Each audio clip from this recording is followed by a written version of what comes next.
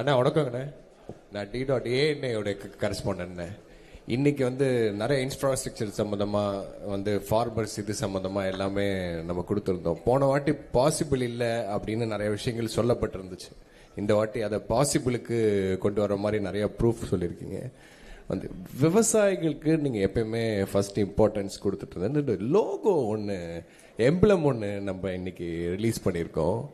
அது என்ன இன்டென்ஷனல்ல நம்ம விட்டுருக்கேன். ஆல்ரெடி நம்மளுக்கு ஒரு எம்ப்ளம் இருக்கு. இல்லை, இப்போ இல்லை, அது 16ல இருந்து கொடுக்குறேன். நான் ஆட்சிக்கு வந்தால் மாற்றுவேங்கிறேன். எனக்கு அடையாளங்கிறது ஒரு அது திருவில்லிபுத்தூரில் இருக்கிற அந்த ஆண்டாள் கோயில் இருக்குல்ல, அதுதான் வச்சுருக்காங்க. அது எனக்கு உலக பொதுமறை தந்த வள்ளுவ பெருமகனார் தான் என் இனத்தின் பெருமை மிக அடையாளம். அதை வச்சு அந்த முத்திரையை மாற்றுறோம். தமிழ்தாய் வாழ்த்தையே மாற்றுறோம். தமிழ்நாட்டின் ஆட்சி முறை எல்லாத்தையும் மாற்றும் போது அதை மாற்றிடுறேன், அதை எடுத்துறேன். எல்லாருக்கும் பொதுவாக வள்ளுவ பெருமகனாரை எல்லார் வீட்டிலும் இருக்க வேண்டிய திருக்குறள் நூலகத்தில் இருக்கு. உங்களுக்கு புரியுதுன்னு நினைக்கிறேன். அதனால திருவள்ளுவர் தான் எங்களுடைய அடையாளம். அதுதான் தமிழ்நாட்டின் அடையாளமா இருக்கும். அதை மாற்றுவேன். நான் இப்போ அருள்மொழிவர்மன் 4th எஸ்டேட் தமிழ் இப்போ ஒரு மொழி கொள்கை தான் அவங்களுடைய கொள்கை அப்படின்னு சொல்லி அறிவிக்கிறீங்க. அப்போ ஆங்கிலமோ அல்லது இந்தியோ அல்லது மற்ற மொழிகளையோ கற்க விரும்புறாங்க அப்படின்னா அதை இன்னைக்கு எப்படி ஏற்பாடு செய்ய முடியும்? இருமொழி கொள்கைனா ஆங்கிலம்ங்கிறது தொடர்புக்கு அண்ணா சொன்னாரு. ஆனா இப்போ நீங்க ஒரு மொழி கொள்கைனா ஆங்கிலம் படிக்க கூடாதா அல்லது எப்படின்னு கேட்கிறேன். இல்ல, அதை சொன்ன நீங்க கவனிக்க தவறிட்டீங்க. ஆங்கிலம் கட்டாய பாடமா இருக்கும். ஆங்கிலேயருக்கு இணையா என் பிள்ளைகளுக்கு எழுதவும் பேசவும் அதை படிக்கவும் நாங்க கற்றுக் கொடுத்துருவோம். விடுமுறை காலங்களில் கூட ஆங்கிலேயர்களை இல்லாம அமெரிக்கா உச்சரிப்பு வேணா அமெரிக்கா, பிரிட்டன் உச்சரிப்பு வேணா அவர்களை ஒரு இடைக்கால பேர ஆசிரியர்கள் அப்ப கொண்டு அவங்களுக்கு அந்த உச்சரிப்பு எல்லாம் கற்றுக் கொடுப்போம். நாங்கள் அதை மெனக்கிடுவோம். அப்புறம் உங்களுக்கு ஆங்கிலம் கட்டாய பாடமொழியார் கெடுவாய்ப்பா வெள்ளக்காரர்கள் ஆண்டதுனால ஒரு தொடர்பு மொழியாக அது இருக்குது. அப்போ அதுவுமே ஐரோப்பிய நாடுகளில் பயன் இல்லை. பிரான்ஸ் எல்லாம் ஆங்கிலம் பேச மாட்டான். நீங்கள் போய் பார்த்தீங்கன்னா தெரியும். சில நாடுகள் அது பயன் இருக்குது, கற்றுக்கலாம். விரும்பினா ஹிந்தி கற்றுக்கிறேன். ஹிந்தி என்ன மொழி படிக்கணும்னு என் பிள்ளைய கேட்குதோ ஆங்கிலம் கட்டாய பாடத்தில் வந்துடுது. விருப்பமாக நான் ஃப்ரெஞ்சு கற்றுக்கிறேன், அதுக்கு வாய்ப்பு ஏற்படுத்தி கொடுப்போம். ஹிந்தி கற்றுக்கிறேன், வாய்ப்பு ஏற்படுத்தி கொடுப்போம். உங்களுக்கு புரியுதுன்னு நினைக்கிறேன். இல்லை, நான் ஸ்பானிஷ் கற்றுக்கிறேன், லத்தீன் கற்றுக்கிறேன், எது வேணாலும் நீங்கள் விரும்பினா அது பயிற்றுவிக்கப்படும். அதான் உலகத்தின் எம்மொழியும் கற்போம், நாங்கள் வாழ. எங்கள் மொழி தமிழ் கற்போம், எங்கள் இனம் வாழ. புரியுதா? அதில் எந்த மொழிக்கும் எதிரானவர்கள் இல்லை, சொந்த மொழிக்கு பற்றானவர்கள். சார், இப்போ பாலியல் சமத்துவம் அப்படின்றதுனால தான் நம்ம வில்லிவாக்கத்தில் திருநங்கை ஒருவருக்கு வாய்ப்பும் கொடுத்துருக்கோம். ஆனால் நீங்கள் தேர்தல் அறிக்கையில் திருநங்கைகள் திருநருக்கு தனி மருத்துவமனை அமைக்கப்படும் அப்படின்னு சொல்லியிருக்கீங்க. எதனால? அது ஒரு பாகுபாடாக இருக்காதா? இல்லை, அவங்களுக்கு அவங்களுக்கான அந்த சிகிச்சைக்கெல்லாம் சிக்கல் இருக்குது, மற்றவங்க பொதுவாக செய்கிறது இல்லது. அதனால அவங்களுக்கு அது தனி மருத்துவமனை இருக்கிறது தான் சிறப்பு. அது ஒரு மருத்துவமனையில் தனி பிரிவு. உங்களுக்கு நான் சொல்கிறது விளங்குதுன்னு நினைக்கிறேன். அது அவங்களுக்கு இருக்கிற அவங்களுடைய கோரிக்கையை தான் நான் சொல்கிறேன். இப்போ நீங்கள் ஒரு இதிலிருந்து நீங்கள் அந்த பாலியல் மாற்றத்துக்கு வருதில்ல, அதை நீங்கள் பொது மருத்துவமனையில் செய்ய தயாராக இருக்கீங்களா? இந்த தனியார் மருத்துவமனையில் செய்ய தயாராக இருக்கீங்களா? இல்லை. அப்போ நான் என்ன பண்ண வேண்டியது இருக்குது? மாற்ற வேண்டியிருக்கு. இப்போ நான் உங்களுக்கு ஒரு கேள்வி கேட்குறேன். தனியார் பள்ளி கல்லூரியில் இருக்க தங்கும் விடுதியில் தாழ்த்தப்பட்ட மாணவர்களுக்கு என்று தனியாக விடுதி இருக்கா? இல்லை. ஏன் அரசு பள்ளியில் மட்டும் இருக்கு, அரசு கல்லூரியில் மட்டும் இருக்கு? யார்கிட்ட தீண்டாமல் இருக்கு? யார்கிட்ட இருக்கு? அரசுகிட்ட இருக்கு. நீ தனியார் முதலாளி அந்த பள்ளிக்கூடத்தில் போய் நின்ன சாதியா அந்த சாதியில் ஒன்னா இருந்து படிக்கிறான், ஒன்னா சாப்பிட்றான்ல. ஏன் நீ ஓம் பள்ளிக்கூடத்தில் தனியாக தங்க விடுதி வைக்கிற, ஒன்னா வைக்க முடியல? இப்போ நான் வரும்போது நீ எப்படி பண்ணுவியா? நீ இப்போ தனியாக விடுதி கேட்பியா? தனியாக சொல்லுவியா? நீ ஒரே விடுதியில் படி, என்ன சான்றிதழ் பிடி, எங்கேயாவது போ. அதையே சாதிக்க முடியல. அப்போ அது அவங்களுக்கு தேவை. அவங்க எனக்கிட்ட வச்ச கோரிக்கையை தான் அதில் வச்சிருக்கேன். அதனால அது பொது மறுப்பை நீங்கள் ஒன்று கேட்போம். கொரோனா நேரத்தில் ஏதாவது தனியார் மருத்துவமனை ஒரு நோயாளியை எடுத்து மருத்துவம் செஞ்சதா இருக்குதா? முழுக்க அரசு மருத்துவர்களும் அரசு செவிலியர்களும் தான் சேவை செஞ்சு காப்பாற்றினாங்க. அப்போ அது புரியுது இல்லை? அது மாதிரி ஒரு நிலைமை அவங்களுக்கு இருக்கிறனால ஒரு பொது மருத்துவமனையில் அவங்களுக்கு தனி பிரிவு, அவங்களுக்கு தனி மருத்துவம். அது உடல் உறுப்பு அறுவை சிகிச்சை செய்யறதுக்கு அவங்க படுற அந்த துயரத்தை நீங்க சொல்லி கேட்டீங்கன்னா அவங்களுக்கு நான் சொல்றதுல அந்த மதிப்பு தெரியும். இப்போ நீங்க சொல்ற விஷயம் எல்லாருமே மிக சூப்பரான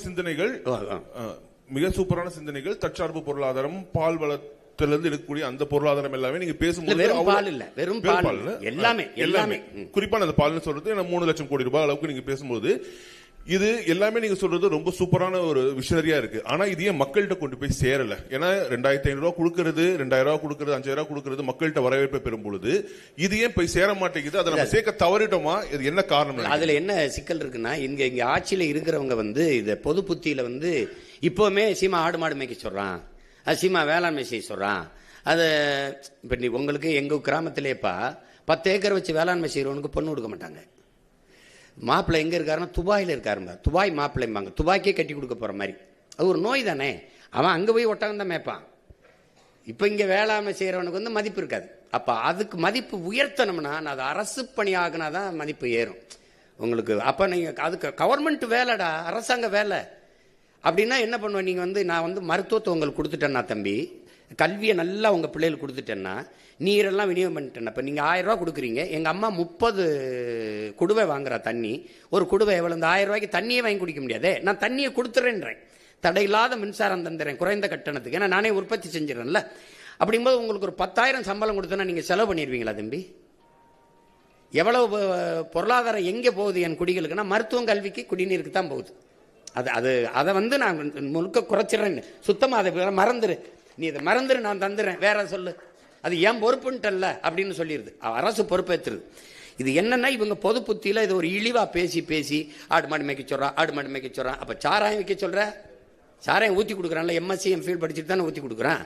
உங்களுக்கு தெரியாது, தமிழ்நாடு சட்டசபையில் ஐயா எடப்பாடி முதல்வர் இருக்கும்போது 400 பேர் வாயிற்காவலர் வேலைக்கு 400 பொறியாளர்கள் நியமிச்சிருந்தாங்க. இங்க ஒரு கோட்பாடு இருக்கு தம்பி, எந்த வேலையும் செய்யலாம் இழிவல்ல, எந்த வேலையும் செய்யாமல் இருப்பதான் இழிவுன்னு ஒரு கற்பிதத்தை கொடுக்கணும்.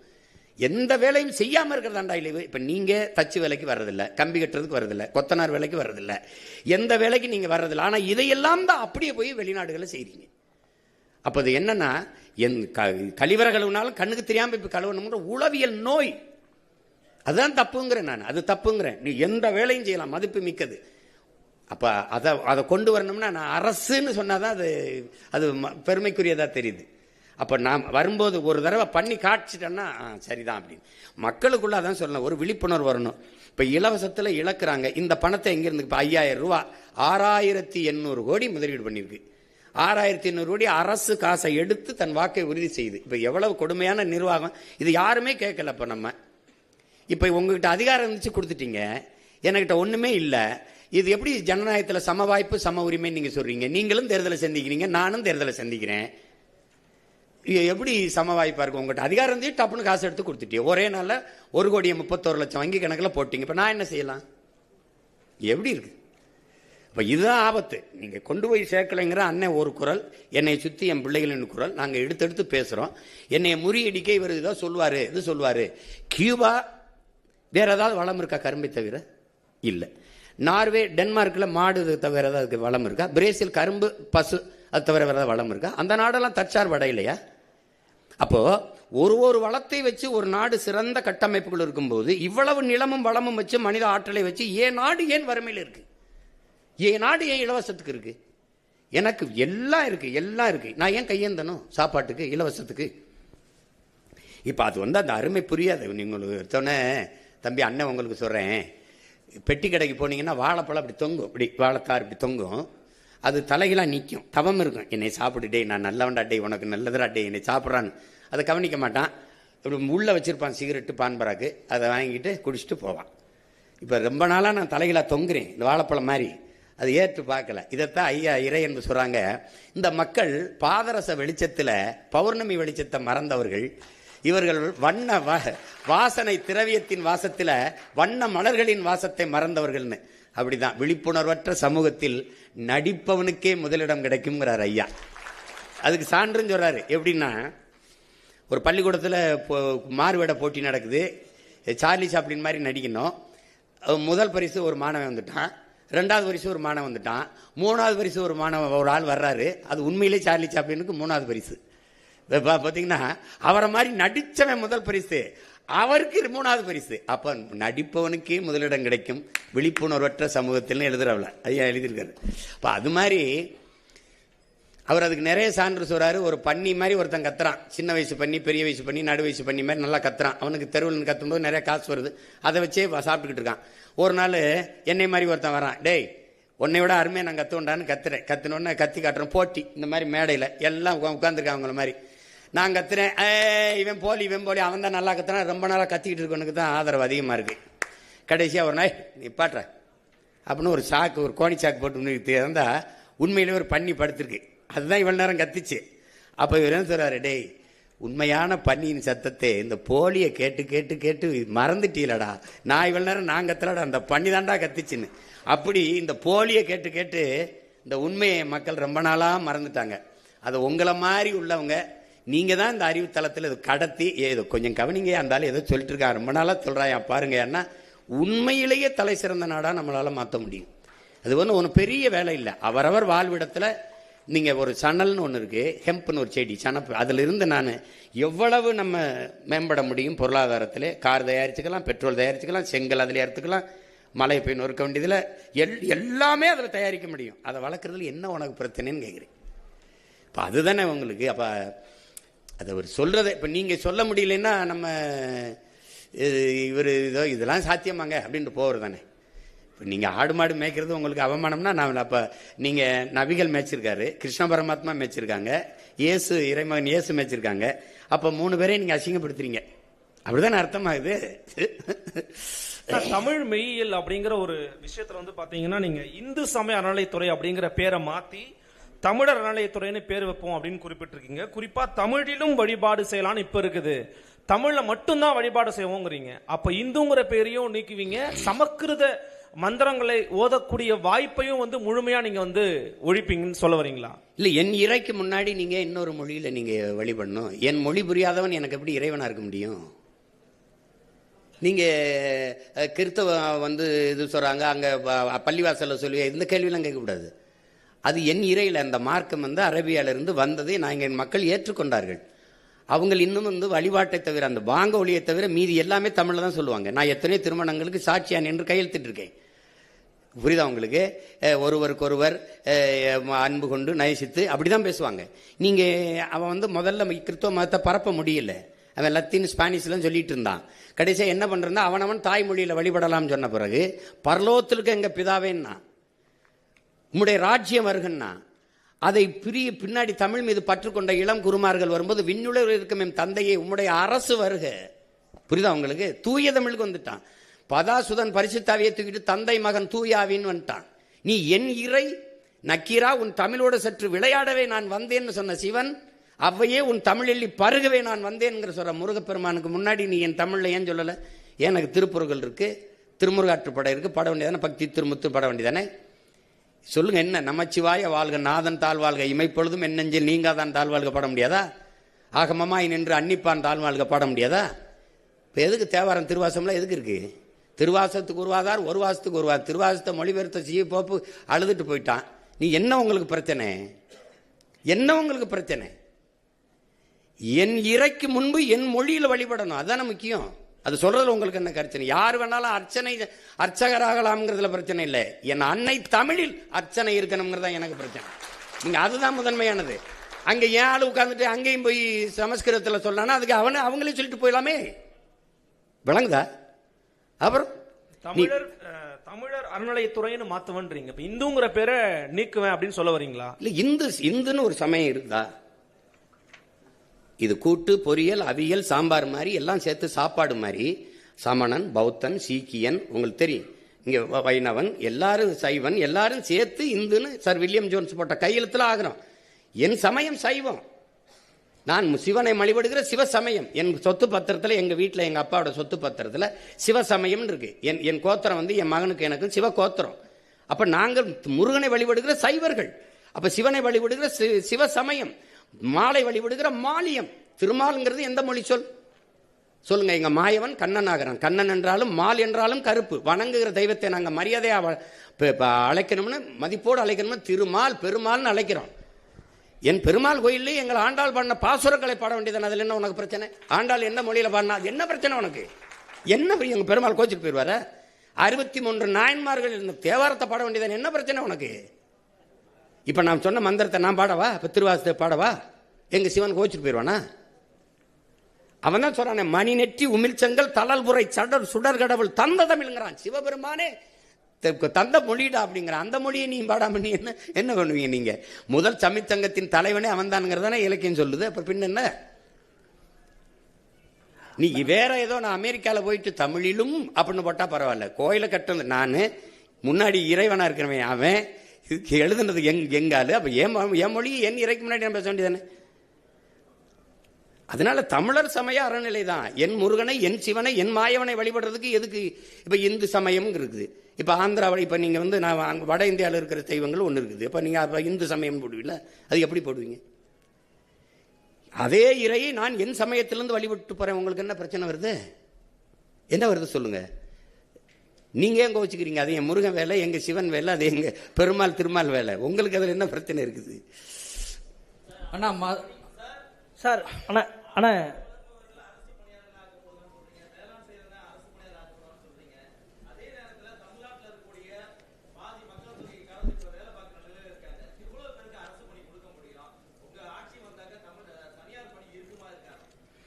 நீங்க இப்ப எது தனியார் பணின்னு சொல்லுங்க. என்ன எந்த பணி இருக்குன்னு சொல்லுங்க. உங்களுக்கு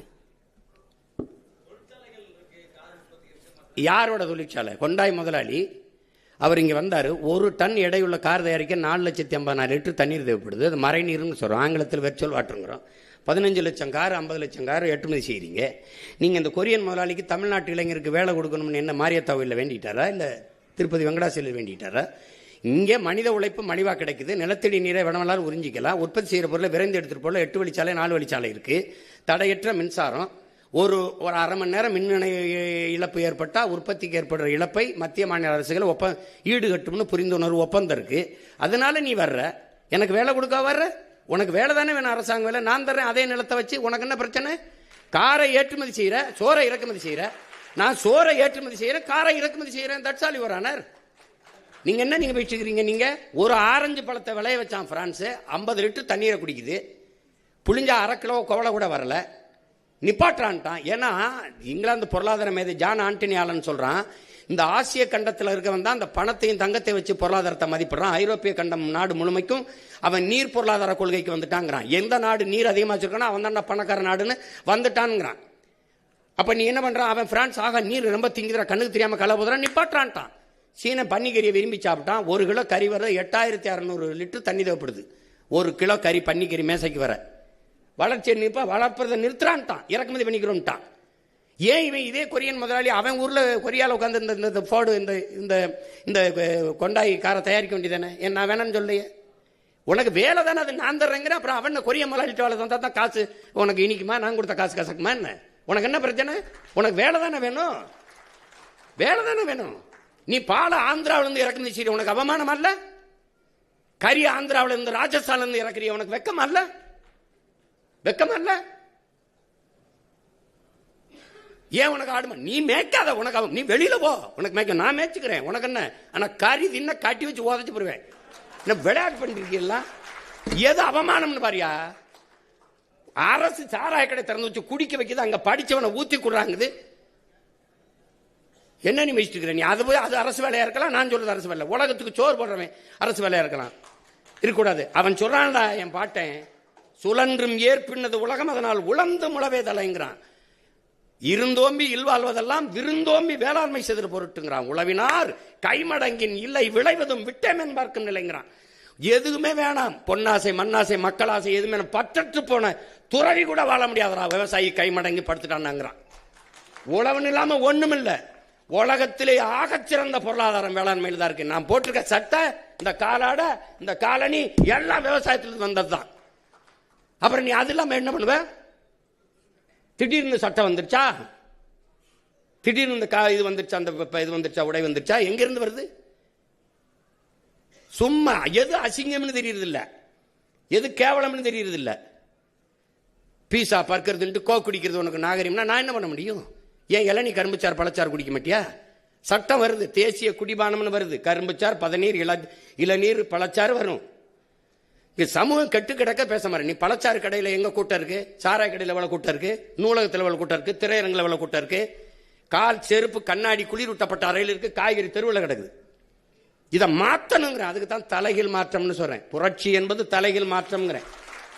சும்மா போட்டு பேசிக்கிட்டு இருக்கான் சீமா ஏதோ ரொம்ப நாளாக பேசிட்டு இருக்காருன்னா நீ வாய்ப்பு தரல. சரிதான் ஆண்டுட்டு ஐயா ஸ்டாலின் ஆட்சியில் 5 வருஷம் வாழ்ந்துட்டேன். அந்த ஐயா எடப்பாடி 4 வருஷம் ஆண்டுட்டேன். ஒரு தடவை கொடுத்துப்பாரு, நல்லாலே விரட்டி வெட்டி அடி, கல்லெடுத்து கூட ஏறி சிலுவையில் கூட ஆற ஒரு தடவை கொடு. அப்போ தெரியுமில்ல அது கற்பனையா இல்லை அது நிஜமான உனக்கு தெரியும், உண்மையானு தெரியும். எவ்வளவு திறமை இருந்தாலும் வாய்ப்பு இல்லைன்னா எப்படி வெளியில் தெரியும்? நானும் 15 வருஷமாக கத்துறேன், இதுக்கு மேலே கத்தவே முடியாத அளவுக்கு கத்திட்டேன். அப்புறம் அது எப்படி செஞ்சிருவா, எப்படி வேலை கொடுக்குறேன்னா இல்லையான்னு மட்டும் பாரு. தம்பி, ஒரு மீன் குழம்பு வைக்கிற சட்டி எத்தனை ரூபாய்ன்னு நினைக்கிறீங்க? அமெரிக்கா 13,000 ரூபா. ஒரு கயத்து கட்டில் 40,000 ரூபா. ஒரு ஓலை கொட்டம் 500 ரூபா. ஜப்பான்ல வாங்குறான், அரபு நாடுகள்ல இருந்து, ஜப்பான், சீனால இருந்து போகுது. சந்தை பொருளாதாரம் எங்க இருக்குன்னு தெரியல. திடீர்னு தக்காளி வர ஏறினவன என்ன பாடுபட்டிய தக்காளி வித்தே ஒருத்தன் பல லட்சம் ரூபா கொண்டு வந்துட்டான்றான். தக்காளி நான் கத்திட்டு கிடந்தான். அப்புறம் வெங்காயம் தான். அப்பெல்லாம் எனக்குள்ள சிரிப்பா வரும். என்னவோ ஒன்று உங்களுக்கு இது என்ன பண்றது? சரி போங்க. இனிமே நாங்கள் சொல்லணும், போலிகளை கண்டு ஏமாறாதீர்கள், எங்களுக்கு வேறெங்கும் கிளைகள் இல்லை அப்படின்னு பேசணும் போல இருக்கு. ஆனா இப்ப இந்த தூய்மை பொறியாளர் அப்படின்ற ஒரு தலைப்புல வந்து என்ன சொல்றீங்கன்னா, ஒரு குறிப்பிட்ட இனக்குழுவை சேர்ந்தவர்கள் மட்டும்தான் தூய்மை பணியாளர் அந்த படியில இருக்காங்க.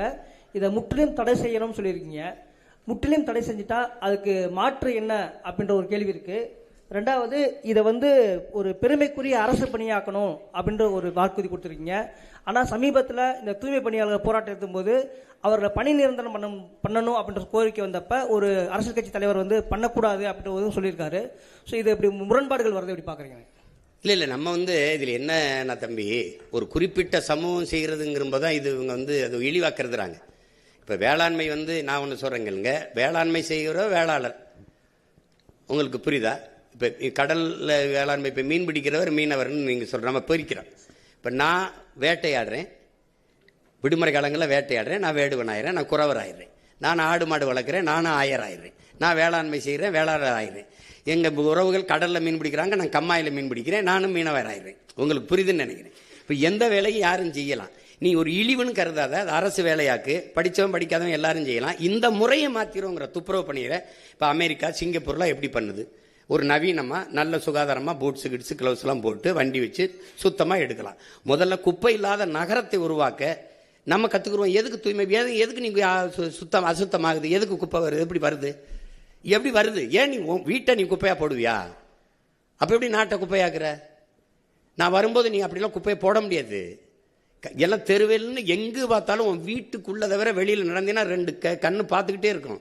முழுக்க கண்காணிப்பு கருவிகளால் கண்காணிச்சிருவேன். நீ தப்பிக்கவே முடியாது. நீ குப்பையை அங்கிருந்து தூக்கி போடுறது அதெல்லாம் பண்ண முடியாது. குப்பையை கூட ஒழுங்கா போட தெரியாத நாடு குப்பை மேடா தானே போகும். அதனாலதான் அவங்க தூய்மை பணியாளர் என்பதையும் தாக்கி தூய்மை பொறியாளர்கள்னு மாற்றி அதை அரசு பணியாக மாற்றுவேன்னு சொல்கிறேன். நீங்கள் அந்த பணியை நீங்கள் எதுக்கு, நான் அதுக்கு குப்பையில் தான் வச்சுக்கிறேன்னு நினைக்கிறீங்களா? மரக்கன்று நடக்கூடாதா? சொல்லுங்கள், மரக்கன்று நடக்கூடாது, மற்ற வேலைக்கு பயன்படுத்தக்கூடாதா? நான் 10 ஆண்டு பசுமை திட்டம், பல கோடி பண திட்டத்தில் பல பேர் வேலைக்கு எடுப்பேன். அப்போ அந்த இடத்துல நீங்கள் வந்து அந்த பகுதி நேரம் போக, இப்போ தென்கொரியாவில் அவர் என்ன சொல்கிறார், போய் நீ பகுதி நேரம் சண்டை வரும்போது சண்டை போடு, இப்போ மாடு மேய்ன்னு சொன்னாரா இல்லையா? சொல்லுங்கள். நான் சொன்னது சிரிக்கிறீங்கல்ல. இப்போ நான் சொல்கிறது தானே அவர் இப்ராஹிம் டூரை பண்ணி கொண்டிருக்கிறாரு. ஒரு சின்ன பையன் வந்து ஒரு திடீர்னு ஒரு நிலத்துக்குள்ள அவளை பண்ணும்போது நம்மளால பண்ண முடியாதா? ஒரு கனவு இருக்கணும்ல. இப்போ நான் சொல்லும்போது சிரிக்கிறீங்களா? கெஜ்ரிவால் எப்படி பண்ணாப்ல? அந்த 5 ஆண்டுக்குள்ள அந்த இதில் பண்ணிட்டார்ல, அவளை தூக்கி கொண்டு வந்துட்டார்ல. 60 ஆண்டுகளை நீ பண்ணலையே. அப்போ உனக்கு நோக்கம் இல்லை, அவனுக்கு நோக்கம் இருந்தது. அங்கே அந்த பெரிய மனுஷன் அந்த பினராயி விஜய் எப்படி தரத்தை உயர்த்தி கொண்டு போயிட்டாப்ல. பிள்ளைகளுக்கு முதல்ல கொடுக்க வேண்டியது அறிவு தானே, அதை கொடுக்க உனக்கு வக்கு இல்லை. அப்புறம் என்ன நீங்க குடிக்கணும்? நீ படிக்க வைக்கிறத விட்டு குடிக்க வைக்கிறதுல கவனம் பண்ணிட்டு இருக்க. 2000 அரசு பள்ளியை மூடுற, 2000 மதுக்கடையை கூட்டுற. சார் சார், அருந்ததிற்கான உள்ளொதுக்கீடுக்கு வந்து எதிர்ப்பு தெரிவிக்கிறோம்னு சொல்லியிருக்கீங்க. அப்போ உங்களோட நிலைப்பாடு அதில் என்ன, இல்லை மாற்று வழி? இல்லை நீங்க எந்த குடிகளினுடைய இடப்பகிர்வு, ஒதுக்கீடுன்னு சொல்லக்கூடாது, ஒதுக்கீடுன்னு சொல்லக்கூடாது. ஏன்னா ஒதுக்கீடு பண்ணி தான் நம்மளை ஒதுக்கிட்டாங்க. இடப்பகிர்வு தான் பகிர்வு. அதில் என்னன்னா, எங்க பாட்டனார் அயோத்தியாஸ் என்ன சொல்றாரு, நீங்க சமபங்குங்கிறத நான் ஏற்கனவே எதிர்க்கிறேங்கிறாரு. அதுதான் அதுக்கப்புறம் பின்னாடி அண்ணல் அம்பேத்கர் அதை வலியுறுத்துறாரு. எப்படின்னா, சமபங்குன்னா நீங்க பன்னெடுங்காலமா நீங்க மாளிகையில் இருப்பீங்க, நான் மண் குடிசையில் இருப்பேன், நீங்க மேட்டில் இருப்பீங்க, நான் பள்ளத்தில் இருப்பேன். அப்புறம் நீங்கள் கல்வி மறுக்கப்படாத சமூகம், நான் கல்வி பல ஆயிரம் ஆண்டுகளாக பல நூறு ஆண்டுகளாக மறுக்கப்பட்ட சமூகம். இப்போ 2 பேரும் ஒரு இடத்துக்கு வரும்போது பொதுத்திறனில் வெல்வது கடினம். இப்போ நீங்கள் எப்படி நீங்கள் கவனிக்கணும்னா 100 நாள் வேலைக்கு போகிற எங்கள் அம்மாவுக்கு என்ன உப்பு ஊறுகாய் அரிசி பருப்புக்கு வரியோ அதே வரி தான் சரக்கு மற்றும் சேவை வரி அதானி அம்பானி மனைவியும் கட்டுவாங்க. உங்களுக்கு வரி ஒன்றா இருக்குது, வாழ்க்கை தரம் ஒன்றா இல்லை. அப்போ சமபங்கிறது சரியா இல்லை, உரிய உரிமை உங்களுக்கு விளங்குதா? அப்போ அந்த அடிப்படையில் இந்த குடிகள், இந்த நாட்டின் குடிகள் எல்லாருக்கும் அவரவர்கள் குடிகளின் எண்ணிக்கைக்கேற்ப உரியதை பிரித்து கொடுக்கப்படணும். அதான் எண்ணி கொடு எடுத்து கொடுக்காதே, அள்ளி கொடுக்காதே அளந்து கொடு அப்படிங்கிற கோட்பாட்டை முன்வைக்கிறது காரணம் அதுதான். இப்போ எங்கெல்லாம் குடிவாரி கணக்கெடுப்பு, சாதிவாரி கணக்கெடுப்பு கேட்கறது காரணம் நீண்ட காலமாக ஐயா ராமதாஸ் நாங்கள்லாம் கேட்கறது காரணம் அதான். நீங்கள் அவரவருக்கு உரியது கிடைச்சிட்டா சமூகத்தில் போட்டி பொறாமை, உங்களுக்கு உண்டானது உங்களுக்கு கிடைச்சிருச்சுன்னா நீங்கள் போயிடுவீங்க, ஒரு பிரச்சனையும் வராது. அவருக்கு உண்டானது கிடைச்சிருச்சுன்னா போயிடும். அப்போ எல்லாருக்கும் உரிய கல்வி, வேலைவாய்ப்பு, அரசியல் அதிகாரத்தை சரியாக பிரித்து கொடுக்கறது கொண்டு வந்தது பேர் தான் இந்த சமூக நீதி. உங்க விளங்குதான் அண்ணன் சொல்றது. இப்போ நீங்கள் ஐயா நாங்கள் 18 விழுக்காடு எங்களுக்கு இருக்கு. யாருக்கு? பறையர் தேவேந்தருக்கு, ஆதி தமிழ் குடிகளுக்கும் தேவேந்தருக்கு. இதில் திடீர்னு எடுத்து உள்ஒதுக்கீடு 3 விழுக்காடு அருந்ததியருக்கு கொடுத்துறாரு. நீ பொதுவில் தானே இப்போ 10 விழுக்காடு எப்படி கொடுத்தாங்க? பொருளாதார அடிப்படையில் பின்தங்கியவர்களுக்கு பொதுவில் இருந்து அதில் தானே கொடுத்துருக்கணும். நீங்கள் அவ்வளோ காலம் ஆட்சியில் இருந்தீங்களா, பொதுவில் இருந்து பிரித்து 3 விழுக்காடு இல்லை 6 விழுக்காடு கூட கொடுங்க. யார் கேட்க போகிறா? எனக்கே 10ல் 4 நெளிஞ்ச தட்டில் 4 பருக்கை போட்டு சாப்பிட்ருக்கேன், அதில் 2 எடுத்து கொடுத்தா அப்படி சரி கொடுத்துட்டீங்க விடு. நீ பிசி எம்பிசியிலேருந்து கொடுத்துருக்க முடியுமா? நீ எதை கொடுத்துருந்தா வெளியில் நடமாடி இருக்க முடியுமா? நான் கேட்கறதுக்கு பதில் சொல்லு. நீ எனக்கு குரல் இல்லை, அதிகார வலிமை இல்லை, அரசியல் வலிமை இல்லை, நான் அப்படின்னால நீ டக்குன்னு கொடுத்துட்ட. ஏன்னா நான் கேட்க வேண்டியவெல்லாம் உனக்கிட்டே 2-3 சீட்டுக்கு வந்து நிற்கிறதுனால நீ ஏன் சீட்டு எடுத்து கொடுத்துட்ட. சரி கொடுத்துட்ட. அப்போ அதில் என்ன பண்ணுற? பிரியாரிட்டி, முன்னுரிமை, ஃபர்ஸ்ட் ப்ரிஃபரன்ஸ்னு ஒரு சரத்தை சேர்க்கறது. அது எப்படி வருதுன்னா நீங்கள் உங்களுக்கு நுட்பம் பாருங்க. எங்களுக்கு 18 விழுக்காடு இருக்கு, 3 போயிடுச்சு, மீதி 15 இருக்கா? இந்த 15ல் இவங்களுக்கு அவங்க 3 அப்படியே, அவங்க வீட்டு சாப்பாடு அவங்க கிட்ட அப்படியே இருக்கு, என் வீட்டு சாப்பாடு இருக்குல்ல இந்த 15, இதுல இவங்க சாப்பிட்டது போக மிச்சம் எனக்கு முன்னுரிமை, இதுலயே அவங்க வருவாங்க, அவங்களுக்கு போக எனக்கு அப்படின்னு சட்டம். இது எவ்வளவு பெரிய துரோகம் பாரு. இப்ப எப்படின்னா அவங்களுக்கு போக எனக்கு மிச்சம்னா, ஒரு பல்கலைக்கழகத்தில் 4 பேராசிரியர் வேலைன்னா எஸ்சிஏ எஸ்சிஏ எஸ்சிஏ எஸ்சிஏ 5 வேலைன்னா 4 போயிருது, மீதி 1 இருக்கு. அதுல நான் பறையர் எடுத்துக்கிறதா, இல்ல தேவேந்திரர் எடுத்துக்கிறதா, இல்ல ஷெட்யூல்ட் ட்ரைப்ஸ் பழங்குடி எடுத்துக்கிறதா? 1. இப்ப எவ்வளவு பெரிய துரோகம் இது. நீ என்ன பண்ணிருக்கணும்? நீ பொதுவில இருந்து எடுத்து கொடுத்து என்னை பாதிக்காம தற்காந்து இருக்கணும். நீ எடுத்து கொடுத்துட்டு அதுல முன்னுரிமைன்னு போட்டதான் சொல்றேன். நீ கொடுத்தது தப்பு இல்லை, சரி கொடுத்துட்டா விடு, இந்த பிரியாரிட்டியை தூக்கு, முன்னுரிமையை தூக்கு. இப்ப நான் என்ன சொல்றேன்? அந்த 3 ரொம்ப நாளா 14 ஆண்டுகளா இழந்துட்டேன், அந்த 3ஓட இன்னும் 2 சேர்த்து 5 போடு, எனக்கு 20 கொடுன்னு கேட்கிறேன். நீ கொடுக்க மாட்டேன், நான் போடுவேன். உங்களுக்கு புரியுதா? அதான் நான் சொல்றது. நீ கொடுத்ததை நான் எடுத்துன்னு சொல்லல, ஏன் கொடுத்தா? நான் கொடுத்துட்டா இந்த முன்னுரிமை என்னை ரொம்ப இடிக்குதுங்கிற. அதனால அண்ணன் சொல்றது விளங்குதுல்லப்பா, அது அப்படிதான் நம்ம சொல்றோம். யாருக்கும் இடப்பகிர்வு வேணாம்னு நம்ம சொல்லல, அவரவருக்கு உரியதை கொடுப்போம். இப்ப நீங்க வேற ஊர்ல இருந்து வந்திருக்கீங்களா, பஞ்சாப்ல இருந்து உங்களுக்கு கொடுக்குறேன்னா, பஞ்சாப்ல எங்க இருக்குன்னு சொல்லணும், அங்க வாழ்றல்ல அவன் என் ஆளுக்கு கொடுக்கணும். இப்ப ஆந்திராவில் வாழ்ற எனக்கு கொடுக்கணும், கர்நாடகாவில் 1.25 கோடி நாங்க இருக்கோம், அதுல ஆதி தமிழ் குடிகள் நாங்க 75 விழுக்காடு, நாங்க 75 லட்சம் பேர் இருக்கான். எங்களுக்கு அங்க எஸ்சின்னு எங்களுக்கு ஏதாவது இடஒதுக்கீடு இருக்கா, சிறப்பு வாய்ப்பு இருக்கா? பாருங்க பாருங்க இருக்கான்னு பாருங்க. அதர் பேக்வேர்ட்ல தான் நாங்க இருப்போம், ஓபிசியில தான் இருப்போம். அப்ப காலங்காலமா என்னுடைய பெருந்தன்மையும் பேரன்மையும் நீ இழிச்சாத்தனம்னு கருதிடக்கூடாதுல்ல. உன்னுடைய வளம் உனக்குன்னு இருந்துக்கிற, முல்லை பெரியாறு தனியாக இருக்கு, கர்நாடகா தனியாக இருக்கு, என்னோட நெய்வேலி உனக்கு, நரிமணம் பெட்ரோல் உனக்கு, அணு உல மின்சாரம் உனக்கு, அணு மின்சாரம் உனக்கு, என் வளம் எல்லாருக்கும். நான் மட்டும் இந்தியனா இருக்கணும், நீங்க கனடாவே இருந்துருவீங்க, நீங்க அப்படியே நீங்க எல்லாம் உங்க மாநிலத்துக்கு உங்க ஆளா இருந்துருவீங்க. எப்படி ஆனா ஆவின்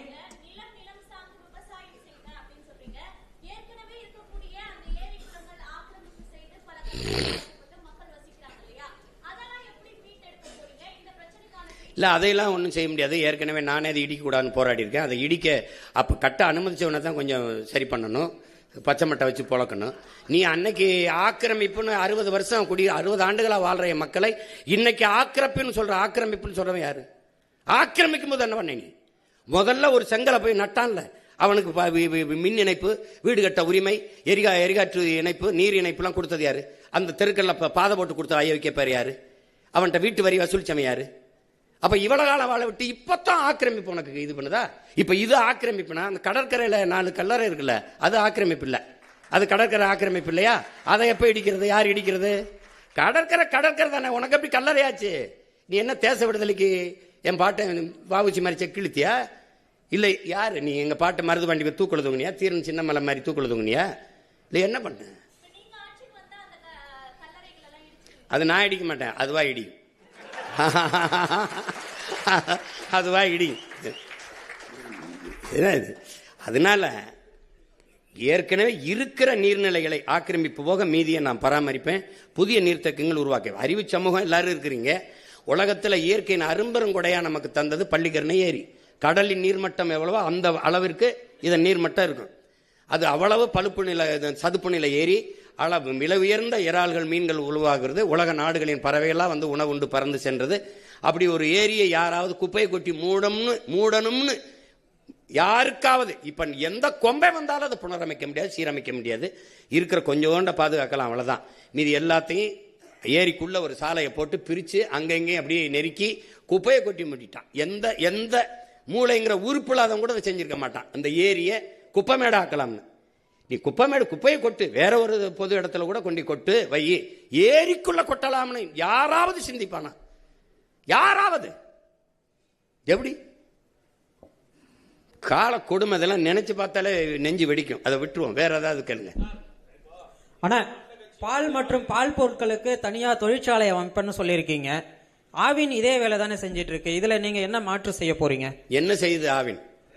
பால் மற்றும் பால் பொருட்களை தயாரிக்குது, வெளி மாநிலங்களுக்கு வெளிநாடுகளுக்கு ஏற்றுமதியும் செய்யுது. எங்க செய்யுது? தான் நீங்களும் செய்யறீங்க. பால் எங்க இருந்து எத்தனை பேருக்கு வேலை கொடுக்குது? பால் எங்க இருந்து வாங்குது? அது எங்க இருக்கு? தயாரிக்கிற இடத்துக்கு என்னை கூட்டிட்டு போங்க, கூட்டிட்டு போங்க. அந்த பால்ல இருந்து இவ்வளவு தயாரிச்சு இப்படி ஏற்றுமதி செய்யுது, இப்படி பண்ணுதுன்னு. குஜராத்ல இருந்து அமுதம் பால் வாங்கிட்டு இருக்கு, எதையாவது போயிட்டு இருக்குது. ஆந்திரால இருந்து பாலை வாங்கிட்டு இருக்குது அரசு. நீ என்கிட்ட வந்து சொல்லிட்டு இருக்கீங்க, அது இருந்தா நான் ஏன் செய்றேன்? அப்ப நான் அதான் செய்யறேன்னா நீ ஆடு மாடு வைக்கிறது அசிங்கம்ங்கிற, என்னை அசிங்கம் 4 கோடி 3 கோடி லிட்டர் பாலை கொண்டு வருவோம்ங்கிறாரு. எங்க குழாயில இருந்து பிச்சுவீங்களா, மாட்டுக்காம்பல இருந்து பிச்சுவீங்களா, எங்க இருந்து பிச்சுவீங்க?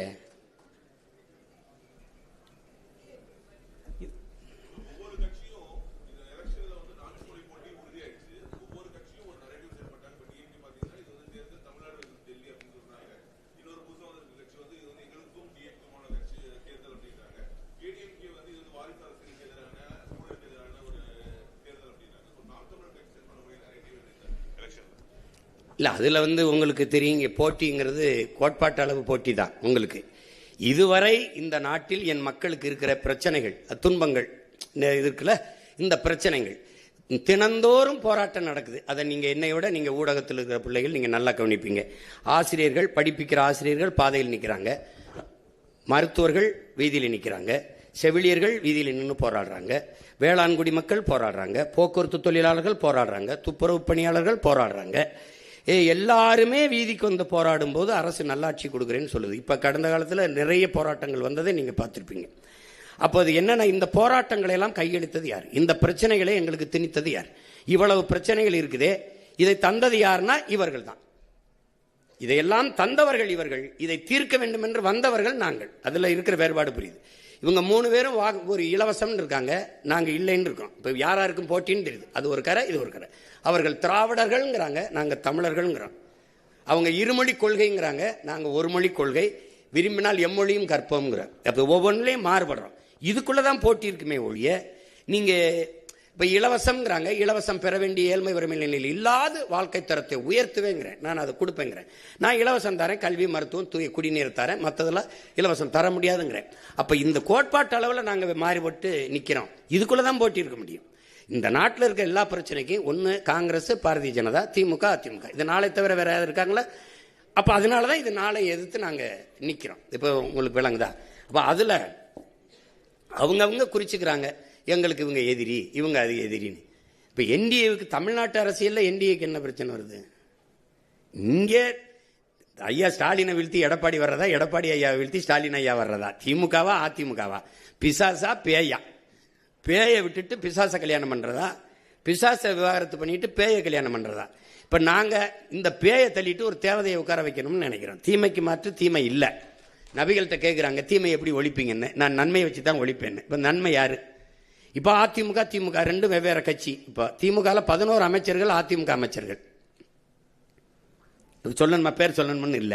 இப்ப கூட புதுசா கொஞ்சம் பேர் போய் சேர்ந்து இப்ப அடுத்த அமைச்சரவை வந்தா அதுலயும் அவங்க. அப்ப 2 வெவ்வேறு கட்சின்னு எப்படி சொல்றீங்க? கொடியில வண்ணம் மாறும், கொள்கையில என்ன மாறி இருக்கா? இங்கேயே டாஸ்மார்க் இருக்கும், இங்கேயும் இருக்கும், இங்கேயும் ஊழல் லஞ்சம் ஊழல் லஞ்சிருக்கும், இங்கேயும் மலையை வெட்டுவாங்க, மணல் அள்ளுவாங்க, எல்லாம் உங்களுக்கு அதே தான் தொடரும். அப்போ ஆள் மாறும், ஆட்சி மாறும், ஆட்சி முறை மாறாது. அப்போ ரெண்டும் ஒரே கட்சி தான். இங்க வந்து சேரும்போது தாய் கழகத்துக்கு வந்துட்டோம், அப்புறம் அங்க போனா நாங்க சேய் கழகத்துக்கு போயிட்டோம். இப்ப தாயை போல தானே பிள்ளை இருக்கும், நூலை போல தானே சேலை இருக்கும். இது சொர்ணாக்காவா இருந்தா இது மட்டும் என்ன தேவதையாவா வந்துடும், இது குட்டி சொர்ணாவா தான் இருக்கும். அப்ப அப்படித்தான் இது இந்த கட்சிகள். அதனால இந்த கோட்பாட்டு அளவுல நாங்க முரண்பட்டு நிக்கிற போது அவங்க ஒரு முனையில் இருக்காங்க, நாங்க எதிர்முனையில இருக்கோம். அவங்க சூலாயுதமா இருக்காங்க, நான் வேளா இருக்கேன். உள்ளாட்சி தேர்தல் நடத்துவது மாநில அரசுடைய ஒரு கடமை. ஆனா உள்ளாட்சி தேர்தல் பத்தி நாம் தமிழர் கட்சியோட நிலைப்பாடு என்ன? இல்லை, எனக்கு வந்து இந்த உள்ளாட்சியின் மூலமா வந்து அங்கதான் அதிகமா இங்கே சாதி மத பிளவுகளும் அந்த தீண்டாமை ஏற்றத்தாழ்வுகளும் அதிகமா இருக்குது நம்ம பார்க்கிறோம். எம்ஜிஆர் அவர்கள் இருக்கும்போது உள்ளாட்சி தேர்தலை நடத்தலை. இப்போ என்னோட கோட்பாடு, நானே நல்லாட்சி கொடுக்கும்போது அங்கே என்ன ஒரு உள்ளாட்சி, நானே வேரில் தண்ணி ஊற்றுறேன், அங்கே எதுக்கு ஒரு வேலைக்காரர்னு கேட்குறேன். ஆனாலும் நமக்கு மாவட்ட ஆட்சியர் வட்டாட்சியரே போதும் சிறந்த நிர்வாகத்தை கொடுக்க. இப்போ எல்லாரும் இது பண்ணுறனால இந்த அதிகாரத்தை நிர்வாகத்தை பரவலாக்குங்கிற அடிப்படையில் உள்ளாட்சி தேர்தலை நடத்துகிறோம். ஏன்னா நம்ம ஊழல் லஞ்சம்ங்கிறது சொல்லுல கூட இல்லாமல் ஒழிக்கணும்னு நினைக்கிறேன். நான் நம்ம உண்மை நேர்மையான நிர்வாகத்தை உனக்கு வேண்டி எல்லாத்தையுமே நான் கொடுத்துட்றேன். அப்போ அதுக்கப்புறம் நீ தேவைக்கு அதிகமாக பணம் சேர்க்க வேண்டிய அவசியத்தை இல்லாத ஒழிச்சிட்டேன்னா அது ஒழிஞ்சிரும். அதனால நம்ம நடத்துகிறோம் நல்ல சிறப்பா நிர்வாகத்துக்காக செய்யறோம்.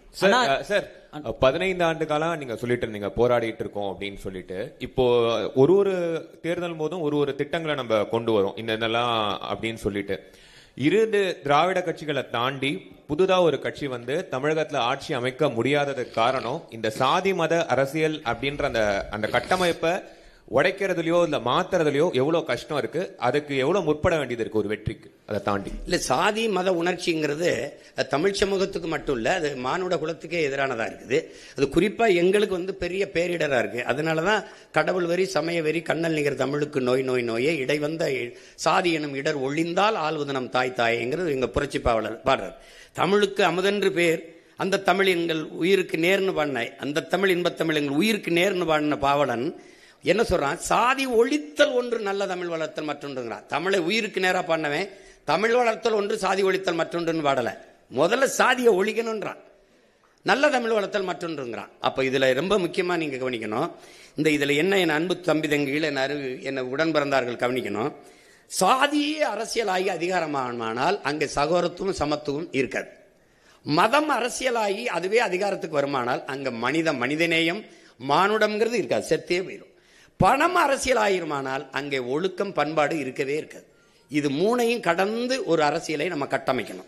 உங்களுக்கு புரியுது? சாதி மத உணர்ச்சிங்கிறது வெறும் மனிதனுக்கு மட்டுமானது, அரசியல் எல்லா உயிர்களுக்குமானது.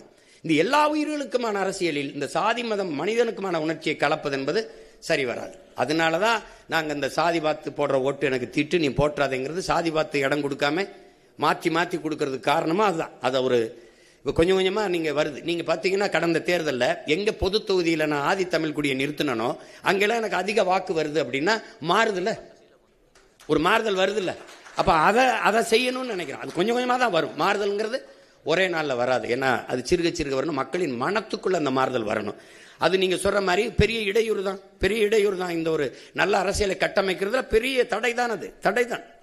அண்ணா, இப்ப நீங்க வந்து பெண்களுக்கு வந்து ஒரு தனி தொகுதி கொடுப்பேன் அப்படின்னு சொல்லிட்டு நீங்க முன்வடிவு பண்ணிருக்கீங்க. ஆனா பெண்களுக்கு வந்து தனி தொகுதி கொடுப்பேன்னு சொல்லிட்டு நீங்க சொல்லிருக்கீங்க. இப்போ இங்க தனி தொகுதியே பாத்தீங்கன்னா பெரிய சிக்கலா தான் இருக்கு. உதாரணத்துக்கு வந்து தனி தொகுதியில வந்து தேர்ந்தெடுக்கப்படக்கூடிய எம்எல்ஏக்கள் பாத்தீங்கன்னா, உதாரணத்துக்கு ராசா என்ன சொன்னார்னா, நான் 2 பேருக்கு பிரச்சனை அப்படின்னா நான் வந்து பட்டியல் சமூக மக்களுக்கு ஆதரவா நான் போய் பேச மாட்டேன், ஏன்னா நான் வந்து எல்லாரும் ஓட்டு போட தேர்ந்தெடுக்கப்பட்டிருக்கேன், நான் பொதுவா தான் பேசணும் அப்படின்னு சொல்ற கருத்தை வந்து முன்வைக்கிறாரு. அப்ப இந்த தனி தொகுதியை இங்க ஒரு சிக்கலா இருக்கும் பொழுது பெண்களுக்கான தனி தொகுதியை நீங்க என்ன சொல்ல வரீங்க? அதே போல நீங்க அரசியலமைப்பில் நிறைய மாற்றங்கள் வந்து செய்யணும்னு சொல்லும் பொழுது அரசியலமைப்புல வந்து போதியமான அளவுக்கு வந்து பாதுகாப்பு தமிழர்களுக்கு இல்ல நீங்க சொல்ல வரீங்களா? ஆமா, அதுல என்ன ஐயா உங்களுக்கு இப்ப பெண்களுக்கு கொடுக்கறதுன்னா, இப்ப 3 ஆண்கள் போட்டியிடுற தொகுதியில என் புள்ள 117 இடம் நான் பெண்கள் கொடுத்துருக்கேன்னா, எல்லா தொகுதியிலையும் எல்லா கட்சியும் பெண்களை நிறுத்துறது இல்லை. இப்ப 3 ஆண் வேட்பாளர்களோட என் புள்ள ஒரு பெண், என் தங்கச்சியோ ஒரு அக்காவோ போட்டியிடும் போது அது சரியல்ல. அப்போ பெண்களுக்கென்று தனியாக இது பெண்கள் தான் போட்டியிட முடியும். இப்ப உள்ளாட்சியில வந்து அம்மா ஜெயலலிதா 50 விழுக்காடு கொண்டு வந்த மாதிரி இப்படி கொண்டு வந்துட்டீங்கன்னா அது பெண்களுக்கு சம வாய்ப்பு அரசியலிலும் அதிகாரத்திலையும் கொடுக்குற மாதிரி வந்துடும். அதுதான் சரியான பாதுகாப்பாக இருக்கும், சரியான உரிமை பகிர்வாக இருக்கும். அதை தான் நான் சொல்கிறேன், அதை தான் கொண்டு வரணுன்றேன்.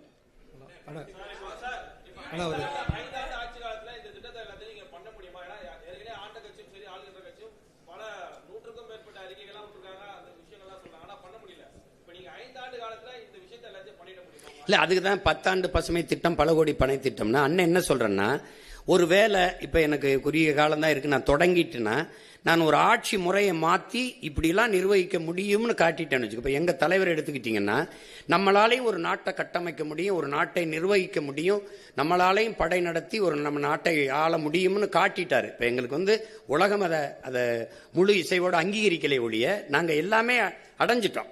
அப்போ அதை காட்டும்போது அந்த கனவு எனக்கு தெரியுது. இப்போ நான் வந்து காட்டிட்டேன்னா என் பிள்ளைக்கு இன்னைக்கு பள்ளிக்கூடத்துக்கு போயிட்டு இருக்கோம், எங்கள் பெரியப்பா எங்கள் மாமா வந்து இப்படி ஆட்சி செஞ்சாரு, இப்போ நான் சொல்கிறேன் என் தாத்தா அப்படி பண்ணா, இப்படி இந்த கொண்டு வந்தா, அணையை கட்டினா, எங்கள் பள்ளிக்கூடம் கட்டினா, அப்படி நான் போட்டு தொடங்கிட்டேன்னு வச்சுக்கிறேங்க, என் பிள்ளையை தொடர்ந்து கொள்வார்கள். என்னுடைய அடித்தளம் உறுதியாயிருச்சுன்னா அழகான கூரையை என் பிள்ளையை போட்டுக்குருவாங்க. நான் அதுவே இல்லாமல் தத்தளிக்கிறேன் பாருங்க. எனக்கு முன்னாடி என் முன்னவர்கள் வந்தவங்கெல்லாம் சமரசம் செஞ்சு தாளலைன்னா எனக்கு இந்த சிரமம் வந்திருக்காது. இப்போ நான் நிற்கிற உறுதியோட எனக்கு முன்னாடி நின்றுருந்தாங்கன்னு வச்சுக்கிறேங்க, எனக்கு வேலை எளிதாக இருந்திருக்கும். அப்போ அது இல்லை. அதனால இங்கே எப்படின்னா நானே மண்ணை மிதித்து, நானே கல்லை எடுத்து, அச்சு எடுத்து, நானே செங்கல் எடுத்து, நானே கட்டி சிறுக சிறுக கட்டுறது. தம்பி அஜித் சொல்கிற மாதிரி எனக்கு நானே செதுக்கி வந்த மாதிரி வந்துக்கிட்டு இருக்கோம். அப்போ அதில் வந்து நீங்கள் சொல்கிறீங்க அப்படின்னா நீங்கள் எனக்கு 5 ஆண்டுக்கு முன்னாடி ஆட்சியை கொடுத்துருக்கணும். நான் இதை சொல்லி தான் பார்க்குறேன். அதை ஆட்சியில் இருக்கிறவன் விடுறதல்ல, நான் வயிறு பயிச்சவன் விட மாட்டான், வசதி படைச்சவன் தரமாட்டாங்கிற மாதிரி நானும் விடுறதல்ல. அது நடந்துட்டு தான் இருக்கும். பண்ணுவோம். 5 ஆண்டுகளில் எவ்வளவோ மாறுதலை செய்ய முடியும். கெஜ்ரிவால் கல்வியை தரமாக உயர்த்தினாருன்னு நான் சொல்கிறேன். 5 ஆண்டு தானே. ஒரு காட்டிட்டா அப்புறம் அதை பிடிச்சிக்குவாங்கல்ல நம்ம பிள்ளைய. நல்லது, இது சரியா இருக்க, இதே மாதிரி பண்ணிட முடியும்னு தெரியும். ஒரு முறை தானே.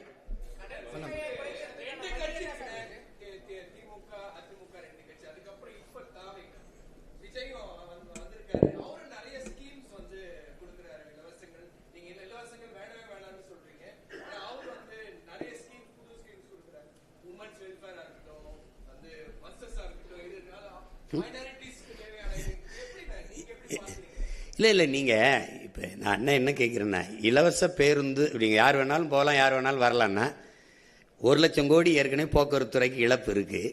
இது எங்கேருந்து காசு எடுப்பீங்க? இப்போ 6 எரிகாட்டு ஊரில் கொடுக்குறேன்னு சொல்கிறாரு தம்பி. அது எங்கேருந்து வாங்குவோம்? எந்த காசுலேருந்து வாங்குவீங்க? ஏற்கனவே 10,00,000 கோடி, 1,00,000 கோடி கடன் வட்டி கட்டுறோம். எங்கேருந்து வாங்குவீங்க சொல்லுங்கள்? 2,500 கொடுப்பீங்க. எங்கேருந்து எடுப்பீங்க? நான் கேட்குறதுக்கு பற்றி எங்கேருந்து எடுப்பீங்க? உங்ககிட்ட தானே எடுக்கணும். எந்த வழியில் எடுப்பீங்க? வரியா எடுப்பீங்க. உங்கள் சொந்த சொத்தை, பரம்பரை சொத்தை வித்துட்டு யாரும் எங்களுக்கு தர வரல. இல்லை, இது இலவசம்னு எப்படி சொல்றீங்க? மக்களிடமிருந்து மக்கள் காசை எடுத்து மக்களுக்கு கொடுக்கறது சேவை தானே வழிய, அது எப்படி இலவசமா இருக்கும்? அது ஏன் என்னை நீ வந்து நம்ம பிச்சைக்கார மாதிரி நான் உனக்கு அதை கொடுக்குறேன், இதை கொடுக்குறேன்? உன்னை யாரா கொடுக்க சொன்னது? உன்னை யாரு கொடுக்க சொன்னது? நீ இலவசம் கொடுப்பாயின்னு உனக்கு தேர்வு பண்ணி வச்சிருக்குது. நீ என்ன கர்ண மகாராசா மாதிரி கருணை தொகை குருணை தொகை? யார் நீ? இந்த கர்ண மகா பிரபா நீ? என் காசை எடுத்து, அதுவும் குறிப்பாக எங்கள் ஆத்தாலப்பன் குடிச்சு கொடுக்குற காசை எடுத்துக்கிட்டு நீ வந்து இது கொடுத்துக்கிட்டு, இதில் ஒரு வேடிக்கை தம்பி. ஒரு நல்ல ஆட்சியாளன்னு அதை சிந்திக்க மாட்டான். எப்படி இருந்து கொடுப்பீங்க? தாலிக்கு தங்கம், சரி, பட்டு புடவை 1/2 பவன் 1 பவன் தாலி வாங்கி கூட ஒரு பிள்ளை கழுத்தில் கட்ட முடியாத அந்த பிள்ளைய கடைசி வரைச்சு வாழ போகிறானா? எப்படா வடே போடாங்கிட்டு அவனுக்கு ஒரு வேலை கொடுப்பேன், அவனுக்கு நிரந்தர வருவாய் பெருக்கத்தை கொடுப்பேன், அவனை சார்ந்து வாழ்கிற தற்சார்பு வாழ்க்கையை கொடுப்பேங்கிறான் தான் ஆட்சி. இப்ப நான் ஏன் தனிச்சு நிக்கிறேன்? அது ஒரு தற்சார்பு தான். என்னை நம்பிதான் நான் என் கனவை இன்னொருத்தட்ட கொடுத்து செயல்படுத்துங்கன்னு சொல்ல முடியாதுல்ல, நான் தான் செய்யணும். அதுதான் இது ஒரு தற்சார்பு. அது மாதிரி அந்த வாழ்க்கை முறையை உனக்கு தரேன், தற்சார்பு பொருளாதாரத்தில் தரேன். ஒரு அடிப்படை உணவு தேவையில கூட ஒரு நாடு தற்சார்பு அடைய முடியலன்னா ரொம்ப கஷ்டம், ரொம்ப கஷ்டம். ஆனா இப்போ ஊழல் ஒழிப்பு பத்தி பேசியிருக்கீங்க. ஊழல் ஒழிப்பு அப்படின்றது புதுசா கட்சி தொடங்குறவங்களோ இல்ல ஏற்கனவே கட்சியில அரசியல் கட்சி தொடங்கினவங்களோ ஊழல் ஒழிப்பு அப்படின்றத கட்சி தொடங்கும் போது பேசுறாங்க.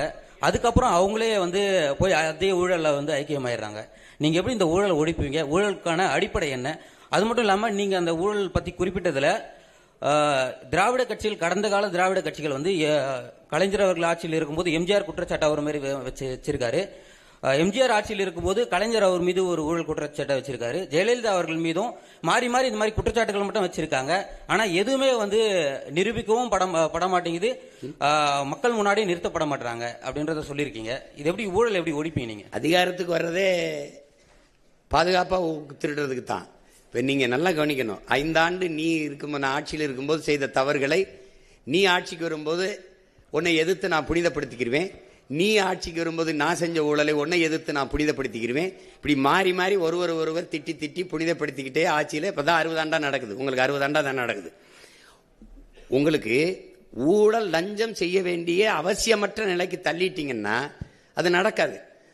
மன்னன் எவ்வளி குடிகள் எவ்வளி, தலைவன் எவ்வளி, அப்படிதான் மக்கள்.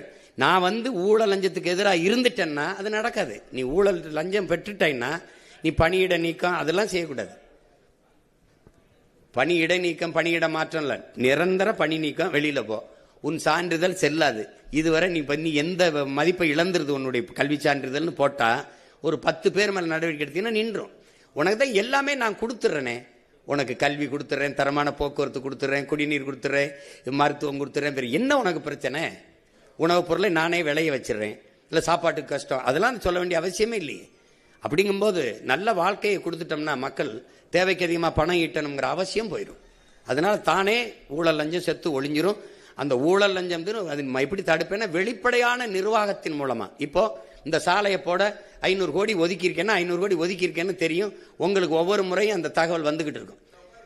உங்களுக்கு புரியுதா? உங்களுக்கு தெரியாம திருட முடியாது. டென்மார்க் வந்து இந்த வெளிப்படையான நிர்வாகத்தின் மூலம் ஊழல் லஞ்சமற்ற நாடா இருக்குது. நியூசிலாந்து வெளிப்படையான நிர்வாகத்தின் மூலம் நல்ல நிர்வாகம் செய்யற நாடா தெரியுது. அப்ப அந்த நிர்வாக முறையை நம்ம பின்பற்றுவோம்ங்கிறோம்.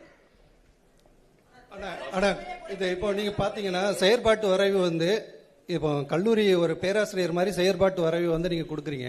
ஆனா அந்த கருத்து கணிப்புங்கிறது வந்து இதெல்லாம் வந்து மக்களிடத்துல போய் கொண்டு சேர்த்துருமா இந்த வெற்றி வாய்ப்புக்காக?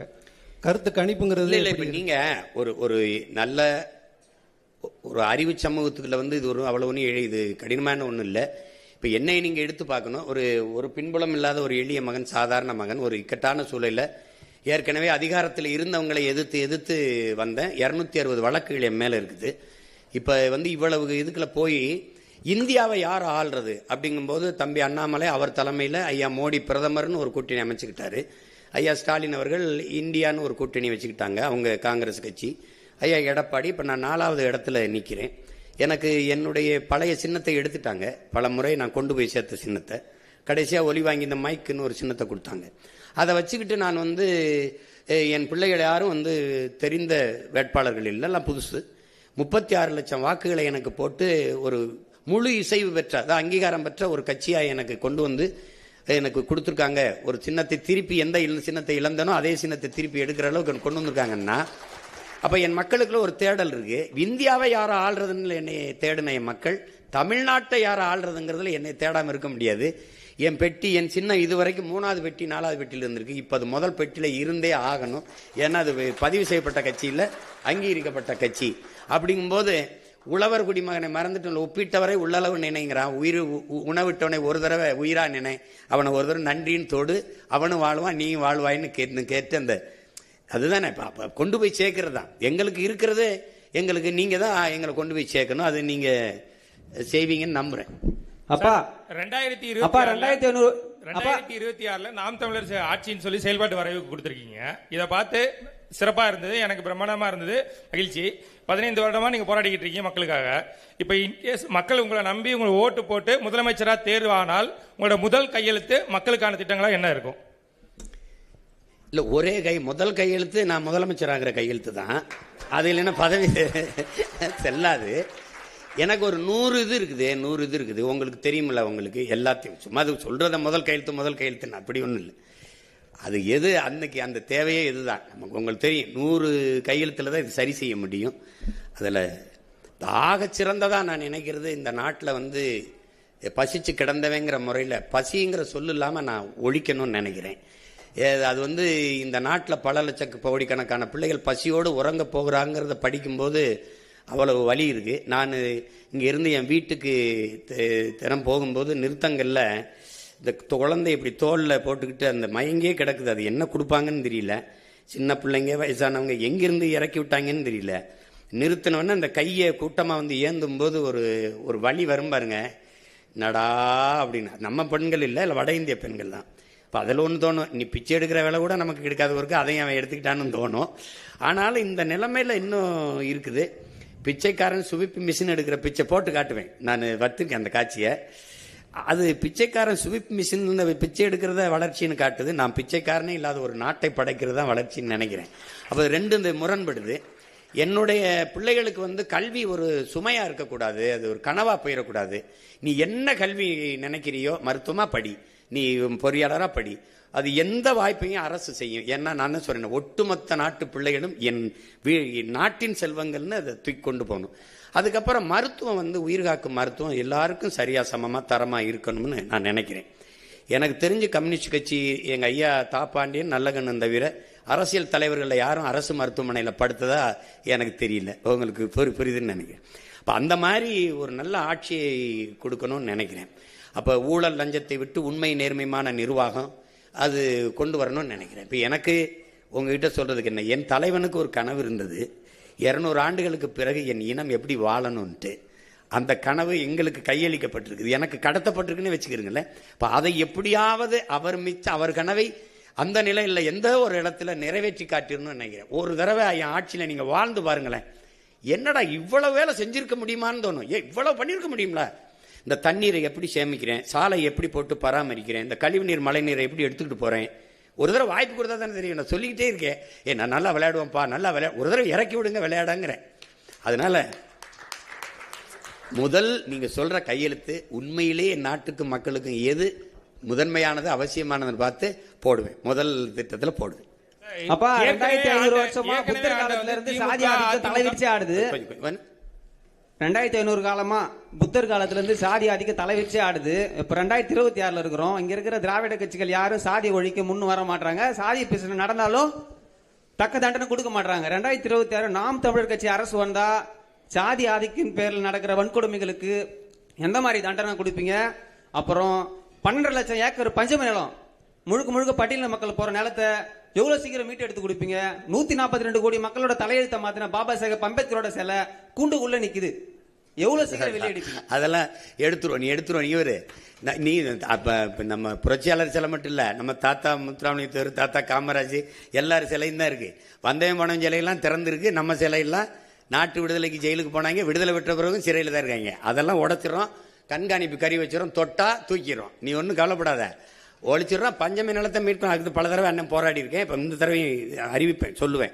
இந்த 12 லட்சம் ஏக்கர் எந்த கொம்பன்ட்டு இருந்தாலும் எடுக்கிறோம். அதை வந்து நமக்கு பாரபட்சம் கிடையாது, வேண்டியவன் வேண்டாதவன் கிடையாது. ஏனெல்லாம் எனக்கு கொடுத்துரு. அதுக்கப்புறம் சாதி ஒழிப்பு தானே, அதுவே செத்து ஒளி, நீ கவலையே படாத. அதாவது நான் என்ன சொல்றேன்னா, சாதிக்கு கொலை செய்யாத, சாதியை கொலை செய். புரியுதா உனக்கு? நீ சாதி பார்த்து பழக மாட்டோம், சாதி பார்க்கிறவனோடு பழகவே மாட்டோம்ங்கிறத நம்ம கோட்பாடு. அது அந்த எண்ணமே வராத அளவிற்கு இந்த சமூகத்தை மாத்திருவேன். விளையாடணும், படிக்கணும், வேலை இது பண்ணணும். அப்ப இந்த சாதியை பற்றி சிந்திச்சுக்கிட்டு வெட்டி பேச்சு பேசி புறணி பேசிக்கிட்டு இந்த அடிக்கடி சரக்க போட்டு மப்பில் வந்து நாங்கெல்லாம் யார் தெரியுமா வந்து நீங்க வா, நீயே ஒரு அடிமை, நானும் ஒரு அடிமை, அதில் பெரிய அடிமை சின்ன அடிமை அதெல்லாம் கிடையாது. அது கொஞ்சம் கொஞ்சமா மாறிடும். அது முன்னாடி நிக்கிறவன் பொறுப்பு. இப்ப நான் இருந்தேன்னு வச்சுக்கிறேங்க, இப்ப திருப்பரங்குன்றத்தில் என்ன விளக்கேற்றணும், அங்கே கந்திரி ஆக்கணும், சரி நீங்க ஆக்குங்க கூட வரேன், நீங்க விளக்கேற்றணும் வாங்க கூட வரேன். அவரவர் வழிபாடு அவரவருக்கு. உன் மதம் சிறந்தது வழிபாடு, என் மதம் சிறந்தது வழிவிடு. சண்டை இருக்கக்கூடாது, ஒன்னா இருக்கணும். சரியா? வேற என்ன? இங்க இங்க இங்க என்னன்னா, இந்த சாதி மதம் இல்லாத இது ஒரே மண்ணாகணும், ஒரு தாய் மண்ணாகணும். இதுதான் நம்மளுடைய கோட்பாடு. அதனால அதை சரி பண்றேன், நீ கவலைப்படாம இரு. சார், ஏற்கனவே ஆட்சி செஞ்சவங்க வந்து திமுக அதிமுக இரு கட்சியுமே ஒரே கட்சி தான், ஒரே கொட்டையில் உள்ள மட்டை தான் சொல்லியிருக்கீங்க. லஞ்சம் ஊழல் தான் முன்னேற இருக்குன்றீங்க. இப்ப ஏற்கனவே நடந்தவங்க அப்பா சித்தப்பா இவங்க அவங்க மேல நீங்க நடவடிக்கை எதுவும் எடுப்பீங்களா முதலமைச்சர் ஆனால்? எடுக்கணும்னு சொல்றீங்களா வேணாங்கிறீங்களா? இல்ல, அது மொத்தமாவே இதுக்கு ஒரு மாற்று நிர்வாகத்துக்கு கொண்டு வர்றதுனால இப்ப நானே சொல்றேன் பாருங்க, இந்த விமர்சன அரசியலை விட்டுட்டு ஆக்கப்பூர்வமான அரசியலுக்கு போகும்னு. நீங்க நடவடிக்கைன்னா எந்த குற்றவாளியா இருந்தாலும் எங்களை பொறுத்த வரைக்கும் நாங்க எடுத்த கோட்பாட்டுக்கு பெத்த தாய் தந்தையரே வந்தாலும் எங்களுக்கு எதிரி தான். எங்க தலைவன் உங்களுக்கு தெரியும், முதல்ல தாய் தந்தையர் தான் வெளியேற்றினாரு. உடன் பிறந்த யாரோடும் தொடர்பு இல்லை, உங்களுக்கு புரியும் நினைக்கிறேன். அதனால தன்னுடைய எங்களுக்கு கோட்பாட்டுக்கு எதிராக சித்தப்பா, பெரியப்பா, மாமா, மச்சான், ஆத்தா, அப்பன்லாம் இங்கே கணக்கு கிடையாது. குற்றம் தான். அது வந்து நீங்கள் இங்கே இருக்கிற அரசியல் கட்சி தலைவர்களை பார்த்து இந்த வேலைக்கு செய்ய வந்தவன் நீங்கள் நினச்சிங்கன்னா அது தவறு. என்னை வளர்த்தவன், என்னை உருவாக்கி இந்த இடத்துல போய் நில்லுன்னு சொன்னவன் எப்பேற்பட்டவனும் உங்களுக்கு தெரியும். அதில் துளி சமரசமும் செய்ய மாட்டேன். புரியுதா உங்களுக்கு? வேற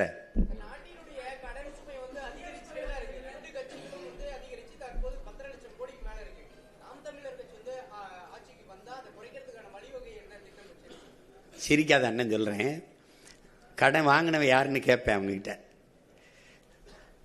அந்த முகேஷ், அந்த அனில் அம்பானி ஒருத்தர் இருந்தாப்புல 1,00,000 கோடி திவாலாயிருச்சுன்னு விட்டாப்புல. நான் தமிழ்நாடு அரசு திவாலாயிருச்சுன்னு ஒரு மஞ்சள் நோட்டீஸை விட்டுருவேன். புரியுதா? ஏன் என்கிட்ட வந்து கேட்பான், ஐயோ நான் வாங்கினேண்ணா, கையெழுத்து போட்டு வாங்கினவன், அவன் ஆளுகள்லாம் இருக்கு, நான் வேணா உனக்கு துணைக்கு ஆள் அனுப்புகிறேன், போய் வசூலிச்சுக்க. எனக்கு அதனால என் நாட்டுக்கு மக்களுக்கு ஒன்றும் இல்லை. எவனை வாங்கி தின்ட்டு போனதுக்கு, அவன் இலவசமாக வாரி இறைச்சி வாக்கை வாங்கி ஆட்சியை செஞ்சுட்டு போனதுக்கு நாம் எல்லாம் செலவழிச்சுட்டு கடற்கரையில் படுத்துட்டாங்க. எனக்கு அது பேச்சு கிடையாது. இப்போ நான் வாங்கி கையெழுத்து போடுறதுக்கு நான் பொறுப்பு. நீ எவனை வாங்கி தின்னதுக்கு நான் என் மக்கள் காசை எடுத்து வட்டி கட்டிக்கிட்டு இருக்கிறதுக்கு என்கிட்ட கொடுத்தியா? நான் பொறுப்பு இல்லை. யார்கிட்ட கொடுத்த? ஆள் இல்லைன்னா அவங்க ஆளுங்க இருக்கு, சொந்த ஆளுங்க, பெத்த ஆளுங்க, அப்போ வாங்கி சாப்பிட்ட ஆளுங்க இருக்கு, அங்கே போய் வசூலிச்சுக்க. எனக்கு இது பொறுப்பு கிடையாது. இந்த கடனுக்கு நாம் தமிழர் அரசு பொறுப்பு ஏற்காது. ஆனால் நீ ஊதாரியா வாங்கி சீட்டாடி இது பண்ணி அவனுக்கு கொடுத்து இவனுக்கு கொடுத்து 5,000 கொடுக்குறேன், 10,000 கொடுக்குறேன், அரிசி கொடுக்குறேன், பருப்பு கொடு, நான் கேட்டேனா உனக்கு? அது கிடையாது. அந்த நிர்வாகம் இதில் கிடையாது.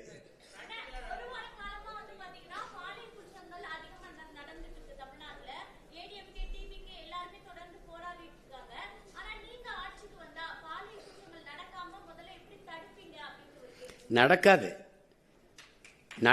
அது வந்து இங்க பாருங்க, இப்ப அண்ணன் சொல்றேன், என் மீனவனை சுட மாட்டான், கைது செய்ய மாட்டானா மாட்டான். உங்களுக்கு புரியுதுன்னு நினைக்கிறேன். அங்க உட்கார்ந்துருக்க ஆள் யாருன்னு பார்ப்பான்.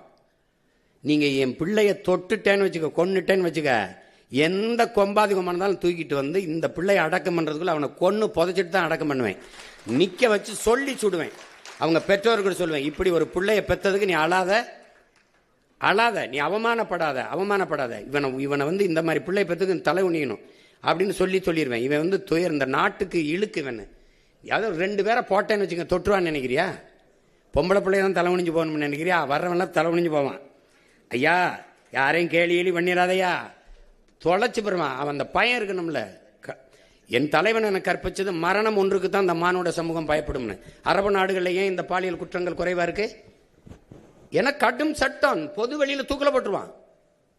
உங்களுக்கு புரியுதுன்னு நினைக்கிறேன். அதனால அந்த சேட்டையெல்லாம் இங்க செய்ய முடியாது. அது தானா நடக்கும் தங்கச்சி. நீங்க ஏன் கலவுறீங்க? நீங்க அண்ணன் வந்தவன நீங்க பாட்டுக்கு ராத்திரியில தனியா போங்க, எவனா தொட்டானான்னு பாப்போம். நீங்க போங்க. என் தலைவன் அப்படி ஒரு நாட்டை கட்டி வச்சான் தங்கச்சி. தனியாக உந்தூர்லியில ஒரு பெண் நள்ளிரவுல பயணம் பண்ணுவா, தனியா போவா, ஒரு பய தொட மாட்டான். என் மாநாட்டில் 6.5 லட்சம் பேர் கூடியிருக்கான். ஒரு தொல்லை, ஒரு பிள்ளைய தொட்டான், இடிச்சான், கேலி பண்ணா, ஏதாவது சொல்லு பார்ப்போம். ஏன்னா அது அது ஒரு ராணுவம். அது ஆட்சி செய்யும் போது அப்படியா அவன் தெரியும், உட்கார்ந்துட்டான் தொடம.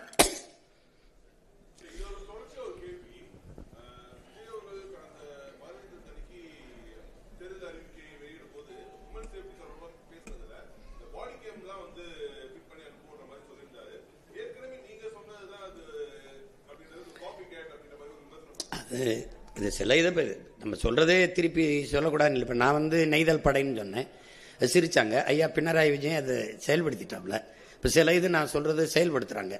இப்போ மரத்தை வெட்டுறது மனித உறுப்புகளை வெட்டுறது போல குற்றம்னு கருதி சிறையில் அடைப்பேன். சீனா அந்த சட்டத்தை கொண்டு வந்துருச்சு. இப்போ நம்ம சொல்றோம், அதை செயல்படுத்தும் போது நல்லதை நம்ம சொன்னா அவங்க சொல்றது நான் டென்மார்க்கில் இப்படி இருக்கு, பிரேசில் இப்படி இருக்குன்னு நான் சொல்றேன்ல. அது அந்த நிர்வாகத்தை எடுக்குமா நம்ம சொல்றது. அது யார் சொன்னா என்ன தம்பி, நான் வந்து காவல்துறை நெஞ்சில எல்லாம் அந்த இது வைப்பேன், நான் போட்டு காட்டுவேன் அது எப்படிலாம் நான் அது பண்ணுவேன்னு. அப்போ அது மாதிரி அது வரணும். பாதுகாப்புங்கிறது அப்படி இல்லை. பெண்களுக்கு தனி பாதுகாப்பு, இஸ்லாமியர் கிறிஸ்தவர்களுக்கு தனி பாதுகாப்பு இல்லை. ஒட்டுமொத்த நாட்டுக்குமான பாதுகாப்புல தான் எல்லாரும் பாதுகாப்பு இருக்குது. அதுல வந்து இந்த ஒழுங்கு வந்து கல்வியிலிருந்து கற்பிக்கப்படணும்னு நான் நினைக்கிறேன். அந்த சமூக ஒழுங்கு இங்க கல்வி அறிவை ஒழுக்கத்தை போதிக்காத கல்வியா மாறிடுச்சு. வியாபாரம் இதை படிச்சா அந்த வேலைக்கு போகணும், அதிலிருந்து கொண்டு வரதான் நிலையான தீர்வா இருக்கும். மற்றபடி இதை நீங்கள் சொல்கிற மாதிரி நான் அதை நம்ம வரும்போது அதை கடுமையாக அதை கண்காணித்து ஒழிப்பேன். அது சீருடை அணியாத காவலர்களை நான் உள்ள விடுவேன். அதுக்கு உடல் தகுதியோ இதெல்லாம் பார்க்க மாட்டேன். அவங்க நீங்கள் வந்து இவரெல்லாம் காவல்துறையாக இருப்பாருன்னு நீங்கள் கணிக்க முடியாது. உங்கள் பக்கத்தில் உட்காந்துருப்பாரு, நீங்கள் எதாவதுன்னா டக்குன்னு வாங்க அப்படின்னு கூப்பிடுவாப்புல.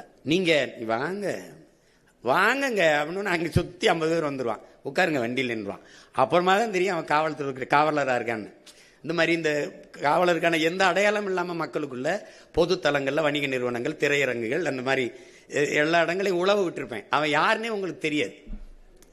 அப்போ நீங்கள் எனக்கிட்ட இருந்து தப்பிக்க முடியாது. நான் தான் உண்மையிலே பிக் பாஸ். நான் தான் உங்களை எந்த வழியிலையும் கவனிச்சுக்கிட்டே இருப்பேன். ஓட முடியாது, ஒழிய முடியாது. நீங்கள் அது இந்த மாதிரி 10 நாளாக கற்பழித்து கொண்டுட்டு போயிட்டான், 10 நாளாக தேடிக்கிட்டு இருக்கேங்கிறாங்க பாருங்க. இது மாதிரி ஒரு கொடுமை.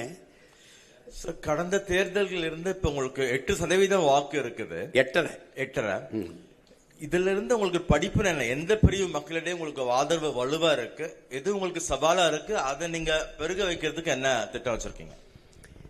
இல்லை, குறிப்பிட்ட அப்படின்னு சொல்ல முடியாது. இப்போ சாதி மத உணர்ச்சிகளை கடந்து ஒரு திரை ரசிக மனப்பான்மையிலிருந்து இப்போ இந்த சாராயம், பணம், இலவசம் இதெல்லாம் கடந்து ஒரு நல்ல அரசியல் வரணும், நல்ல ஆட்சி வரணும்னு நினைக்கிற மொழி இனப்பற்று கொண்ட காடு, மலை, ஆறு, அருவி, நிலம், வளம் இதெல்லாம் பாதுகாக்கப்படணும்.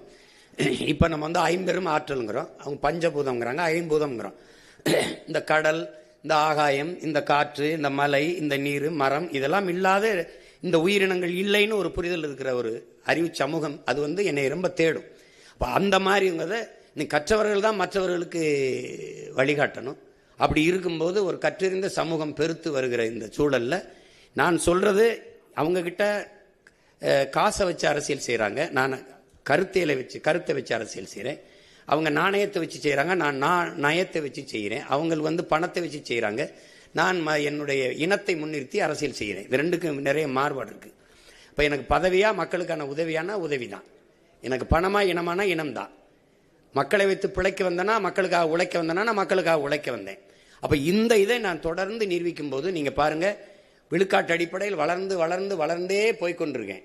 அப்படிங்கும்போது இந்த தடவை தமிழ்நாட்டை யாரை ஆள்றதுல 4 முதலமைச்சர் வேட்பாளர் இருந்தாலும் என்னை என் மக்கள் தேடாமல் இருக்க மாட்டாங்க. ஏன்னா நான் தான் அந்த மக்களுக்கான இது இப்படி இந்த ஆட்சி முறையை இப்படி மாத்துறேன்னு சொல்றது நான் தான். நான் வீட்டுக்கு ஒரு இது தருவேன், நான் அப்படி கொடுப்பேன் அப்படி சொல்லலை. அதெல்லாம் நீனே வாங்கிக்கிற மாதிரி வாய்ப்பை ஏற்படுத்தி தந்துடுறேன்றேன். நீ பெருமையோடு தன்மானத்தோடு தலைமையிலிருந்து வாழ்கிற வாழ்க்கையை நான் தந்துடுறேன் உனக்கு, நீ எதிர்பார்த்துருக்காது. அப்போ நான் வரும்போது நாளைக்கு இப்போ 5000, அடுத்து இன்னும் 5 வருஷத்தில் அப்புறம் 25,000 ஆகும். இப்போ 10.5 லட்சம் கோடி 20 லட்சம் கோடி ஆகும். 1 லட்சம் கோடி வட்டி 2 லட்சம் கோடி வட்டி ஆகும்.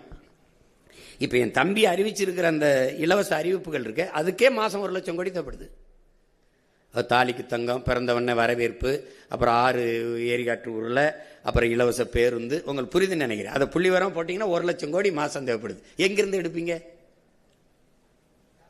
அப்போ அது நல்ல ஆட்சி முறை இல்லை, அதை செய்யக்கூடாது. மக்களுக்கு இப்போ நான் சொல்றது கொஞ்சம் வெறுப்பாக இருக்கும், கசப்பாக இருக்கும். எந்த நல்லதை முதல்ல எடுத்தோடனே ஏற்றிருந்துருக்கிறாங்க. ஆனால் அதுக்காக ஏற்பார்கள், எதிர்ப்பார்கள், ஆதரிப்பார்கள், அருவருப்பார்கள்னு பார்த்தா புதிய ஒன்றை செய்யவே முடியாது.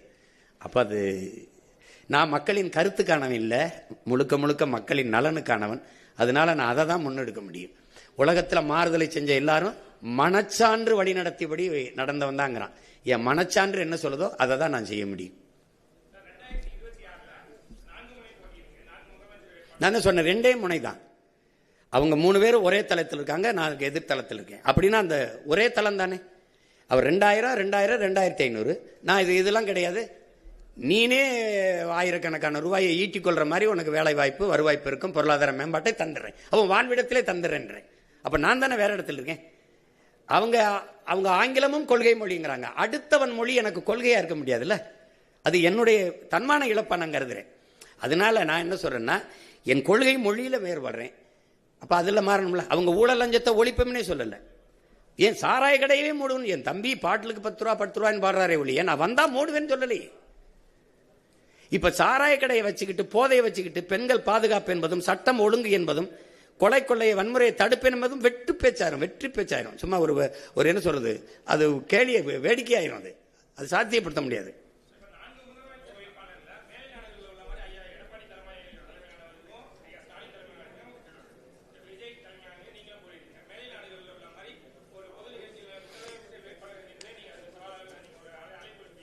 எத்தனை தடவை நான் கொடுத்துருக்கேன்னு நினைக்கிறீங்க? அன்னைக்கு கூட பேசினேன் இங்கே நடந்த கூட்டத்தில். இந்த 4 முதலமைச்சர் வேட்பாளரையும் நிறுத்தி வச்சு ஒரு 10 நிமிடங்கள் வாய்ப்பு கொடுத்து பேச விடுங்க. நீங்கள் வந்தால் என்ன செய்வீங்க, நீங்கள் வந்தால் என்ன செய்வீங்க, நீங்கள் வந்தால் என்ன செய்வீங்க, எனக்கு ஒரு வாய்ப்பு கொடுங்க. அப்படி இந்த மாதிரி நீங்கள் ஊடகங்கள்லாம் இது நீங்கள் ஏற்பாடு பண்ணுங்க, பண்ணி மக்கள்கிட்ட கொண்டு போகட்டும். யார் வந்தால் நல்லா இருக்குமோ மக்கள் முடிவு செய்யட்டும், அவ்வளோதானே. அது நான் தான் வருங்க, இருகரம் விரிச்சு தயாராக இருக்கேன், எந்த இடத்துக்கு வேணாலும் வர்றேன். நான் தான் சவாலே விடுறேங்கிறேன், நீங்கள் ஏற்கிறீங்களாங்கிறீங்க.